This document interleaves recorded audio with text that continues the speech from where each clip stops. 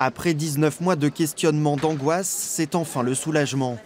Pour la première fois, les 48 plaignants vont être entendus par un collège d'experts. Leurs dossiers médicaux seront aussi analysés pour répondre à une question. La nouvelle formule du lévothyrox est-elle la cause de leur souffrance ?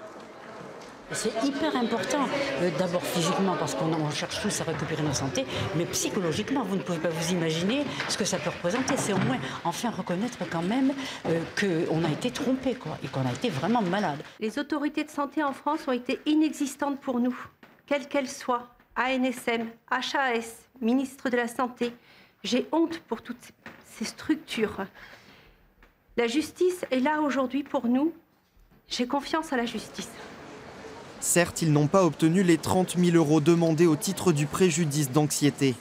Au printemps 2017, les malades avaient expérimenté une nouvelle formule du médicament sans en avoir été informés.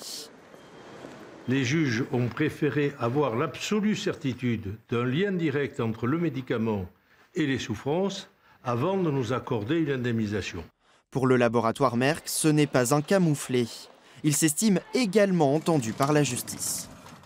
Aujourd'hui, on a une décision de justice qui, de manière très claire, nous confirme que les 48 demandeurs n'ont pas rapporté la preuve d'un préjudice d'anxiété et d'impréparation. Et le juge a ordonné, parallèlement à cela, une expertise médicale. Il ne s'agit pas de dire que nos demandes ont été rejetées ou que nous avons été déboutés. En attendant de passer devant les experts, les 48 plaignants auront à disposition l'ancienne formule du lévothyrox. Dans un an ou plus tard, les victimes connaîtront enfin la vérité sur ce qu'elles considèrent déjà comme un scandale sanitaire.